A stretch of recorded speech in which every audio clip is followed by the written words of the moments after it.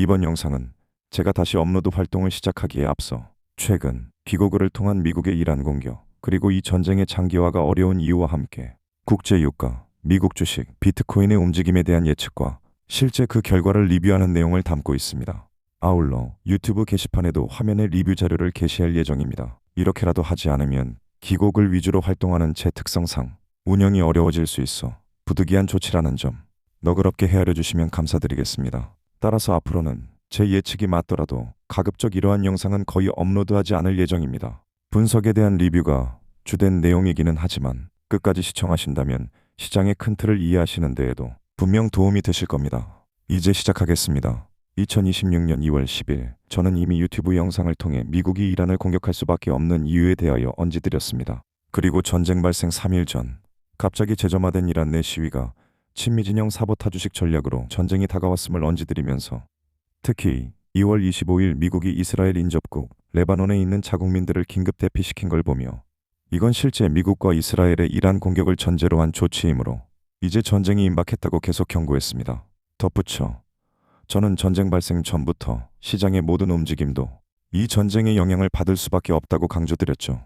결국 2026년 2월 28일 미국과 이스라엘은 이란의 심장부 테헤란을 공격했고 이때 하메네이가 암살되면서 이번 전쟁의 포문은 열리게 되었습니다. 사실 이번 전쟁과 호르무즈 해협의 봉쇄, 그로 인한 유가의 급등은 고차 방정식의 미지수를 구하는 것이 아닙니다. 이번 전쟁과 유가 상승은 이미 예견된 일로 사실상 1차 방정식 수준에 불과하죠. 그것보다 문제는 이번 전쟁이 종식되더라도 향후 유가의 기본적 레벨은 이전보다 높아질 수밖에 없고 그로 인한 단계적 인플레이션 압력에 있습니다. 그 이유는 이것이 결국 연준의 금리 인하책을 제동할 수밖에 없고 적절히 통제하지 못한다면 전쟁에 따른 트럼프 지지율 하락과 함께 연준 내 인하 기조도 결국 멈출 수 있기 때문입니다. 그리고 실제 그와 같은 전조 현상은 이미 3월 동결을 통해 드러나기 시작했습니다. 결국 이러한 상황에서 가장 불리한 자산군 중 하나는 현재 내러티브 균열로 유동성 낙수에 기대고 있는 비트코인이 될 수 있습니다.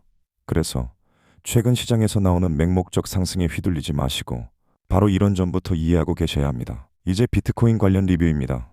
저는 먼저 이란 전쟁이 이미 발생할 수밖에 없다는 점을 예상하고 있었음에도 2월 22일 순수 기술적 측면에서 오히려 비트코인이 단기 급락 후 상승할 확률이 높고 이 경우 75에서 76K 부근까지 상승할 확률이 높다고 강조드렸습니다. 그리고 이란 전쟁이 발생한 2월 28일 당일에는 비트코인이 단기 하락을 하더라도 빠르게 반등할 확률이 기술적으로 오히려 높은 상황이라고 강조드렸죠. 실제 비트코인은 2월 22일 직후 단기 급락으로 제가 설정한 채널을 이탈하며 베어 트랩을 만든 후 전쟁 발생 사이로 제가 보고 있던 라인 근처인 74K까지 단숨에 상승했습니다. 또한 3월 12일에는 비트코인이 단기 변동성이 임박했다 언지드렸고 실제 그 직후 다음날 변동성이 터지며 비트코인이 71K를 넘기는 걸 보면서도 오히려 그때 이 상승은 속임수일 뿐 72K 위에서의 종가 마감은 어려울 것이라 강조드렸습니다. 실제 비트코인은 73.9K 부근까지 단기 상승 후 그날 곧바로 급락 72K를 뚫고 70.4K에서 일봉이 마감했습니다. 물론 일요일 종가 직전의 깜짝 상승으로 비록 제 예상을 넘은 72K 위에서 주봉이 마감했지만 그때도 저는 되려 다시 내릴 확률이 높다고 강조드렸고 결국 비트코인은 72K 라인을 지키지 못하고 급락했죠. 사흘 전에도 마찬가지입니다.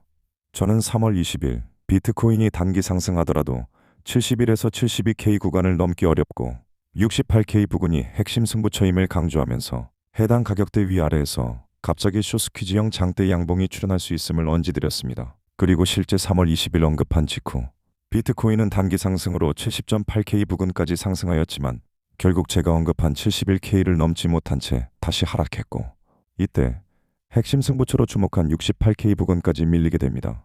그리고 3월 23일 비트코인은 68K 부근의 불규칙 파동으로 공매도 연료를 채운 후 트럼프의 이란과의 협상 발언을 계기로 결국 예상대로 68K 부근에서 단숨에 71K까지 쇼스퀴즈형 장대 양봉을 만들었습니다. 다만 위 급등한 당일 저는 다시 기고글을 통해 올라도 일시적 상승일 뿐 72에서 73K까지의 상승 후 여기서 다시 막힐 확률이 높다고 주의를 드렸습니다. 그리고 실제 2일 후 비트코인은 정확히 72K까지 단기 상승했지만 결국 그대로 하락했고 현재 70K를 뚫고 66K까지 하락한 상황입니다. 이제 미국 주식의 흐름에 대하여 리뷰해 보겠습니다.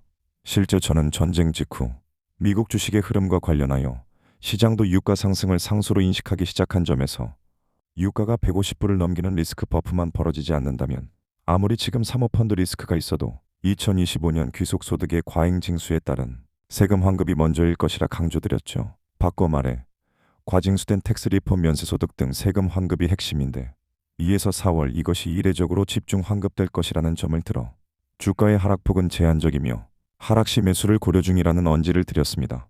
그리고 최근 이란 전쟁보다는 구글의 터보 퀀트 이슈로 나스닥과 S&P 500이 급락하면서 현재 201선을 하회한 상황이지만 아직 제가 차트 분석에 주로 쓰는 라이닝으로 보면 실질적 전쟁으로 인한 시장 하락은 아직 5에서 6% 정도로 이런 하락은 추가 하락을 대비해도 여전히 회복 탄력성을 부정할 단계는 아니라고 생각 중입니다. 이제 마지막으로 이 전쟁의 양상에 대한 리뷰입니다. 저는 이 전쟁이 시작된 직후 기본적으로 해당 전쟁이 한 달 이상 지속되는 장기화는 사실상 어렵다는 언지를 드렸는데 사실 이런 부분은 당시 대부분의 전문가들이 이번 전쟁의 장기화를 예상하고 있어 시장의 일반적 시각과는 상반된 내용이었습니다. 그러나 비록 협상 과정에서 상당한 진통이 예상되고 관련 레버리지 확보 차원에서 현재 미군의 지상군 투입, 하르그 점령전 등 크고 작은 요소들이 남아있지만 실제 제가 언급한 시점으로부터 약 20일 후 트럼프가 전쟁 종식 관련 협상을 공식적으로 선언했습니다. 따라서 저는 이 전쟁은 이제 마지막 단계에 이미 접어들었고 비록 그 기간이 한 달을 넘기더라도 가장 큰 분모, 즉 전쟁 리스크가 디에스컬레이션 단계로 접어든 이상 추가 위기 국면으로 시장이 출렁이더라도 결국 최근 안방마당에 해당하는 마로라고를 끼고 있는 플로리다주 하원 보궐선거에서 민주당 에밀리 그레고리 측에게 텃밭을 내어준 트럼프가 5월 방중 6월 월드컵을 앞두고 있는 현 상황에서 온전히 전쟁을 계속 밀어붙일 수는 없다 보고 있습니다. 즉, 설령 나중에 전쟁을 다시 하더라도 지금 당장 이란 전쟁의 장기화는 트럼프 입장에서 자폭과도 같은 선택이므로 그는 최대한 이 전쟁을 빠르게 매듭 지을 수밖에 없습니다. 물론 지금 네타냐후 측의 사법 리스크와 관련하여 전쟁 내각 유지 요구가 모종의 변수로 작용할 수는 있습니다. 다만 지금 이 부분까지 설명하면 글이 너무 길어지므로 기본적으로 이스라엘의 크네세트 내각 구조, 네타냐후의 속사정이 궁금하신 분들은 댓글로 남긴 작년 작성글을 참고하셨으면 합니다. 끝으로 이번 협상의 최대 관건은 당연히 호르무즈라 보는데 저는 향후 미국이 하르그 섬 장악으로 협상에 필요한 균형의 추를 맞추는 과정에서 일부 긴장 국면으로 다시 접어들 수는 있어도 미국과 이란은 결국 적당한 선에서 체제 보장을 담보로 협상을 진행할 확률이 좀 더 높다고 보고 있습니다. 지금까지 최근 제가 유튜브 활동을 하지 않고 조용히 기고 글을 통해 밝힌 의견들을 리뷰해 보았습니다. 물론 제가 다 맞다는 것을 내세우는 건 아닙니다. 실제 저도 틀릴 수 있습니다. 다만 해당 리뷰 영상과 함께 전반적인 시장의 큰 그림을 스케치하시는데 조금이나마 도움이 되셨으면 합니다.